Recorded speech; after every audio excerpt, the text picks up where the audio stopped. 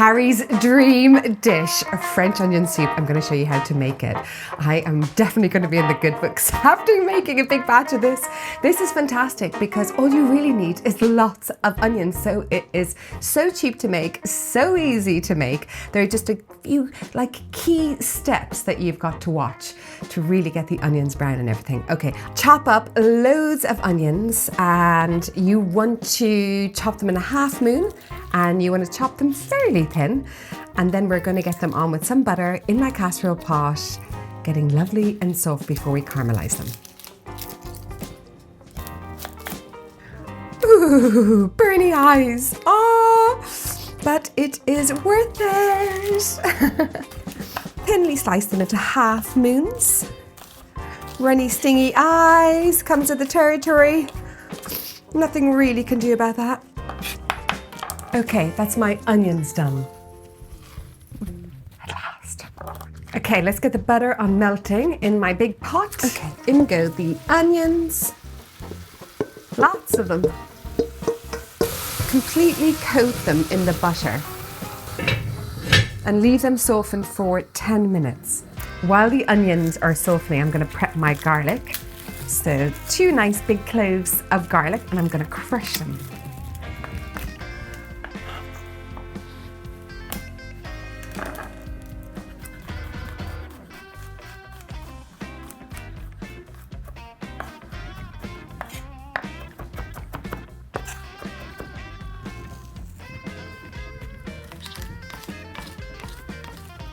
I crush my garlic with sea salt because it keeps the garlic from flying all over the board and makes it a lot quicker and faster to crush.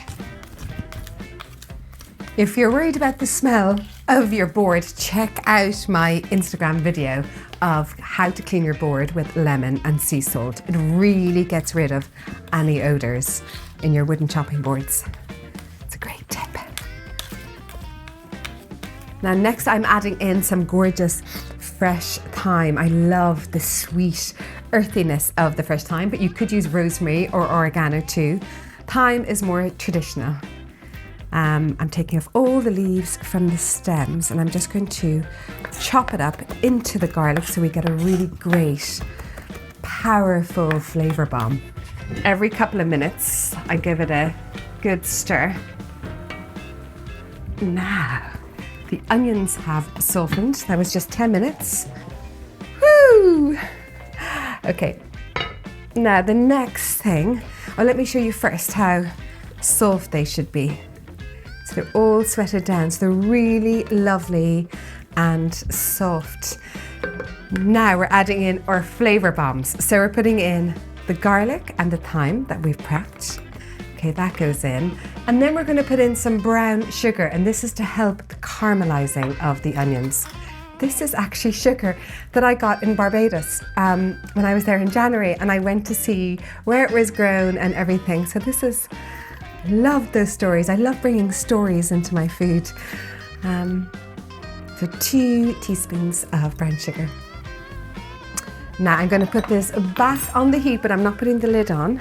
And I'm going to caramelize up these onions. I want them a deep golden brown colour. And this is where all the magic happens. Boo, boo. Do you like this tea towel? I don't know if you remember during the summer on my Instagram, my stories, I was at a market in France and I got this gorgeous French linen tea towel. Just love picking up little vintage treasures when I'm abroad.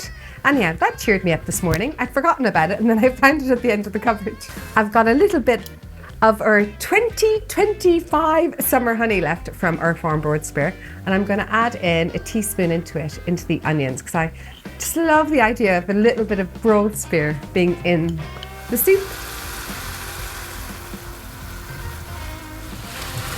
As the onions start kind of catching, you know, around the side of the pot, just with your wooden spoon, scrape off that brown using the onions. So the onions catch the brown, you know what I mean? And you don't burn your pot. Okay, we have caramelization. They're golden and jammy and full of sweetness. So this is the color that you want it to get to. So it's super sweet, yummy. If you want to go the classic French bistro style, you could add in a splash of cherry or vermouth or even a splash of white wine into it. I'm not adding any of that to mine. I'm just putting in beef stock into it. So I love this. This isn't an ad, by the way, but I just really love this stock. So this is beef stock. It's grass-fed, organic. It's called the Grier broth. I love it. Shout out to them for making such a great product and making my soup days better. This is not an ad, just so you know. So popping that in there. Love that. So beef stock goes in, that's really important. Important that it's beef stock. You need that flavor in there. But if you are a vegetarian, of course, just add vegetable stock. Okay, now I'm going to simmer this and make my Gruyère toasts. And so for the Gruyère toast, so simple. I've got 2 slices of sourdough bread and some Gruyère, obviously, that I'm going to grate up and add such great extra flavor and also great texture, because what will happen is the toast will kind of slightly sink into the soup, so you get that lovely soggy bottom with all the juices from the French onion soup, but a really crunchy, crispy top that's full of gooey melted Gruyère. Oh my God, I'm so hungry. Okay, I'm gonna pop these into a hot oven. Yum, yum, yum. Harry is going to go insane. It's his favorite.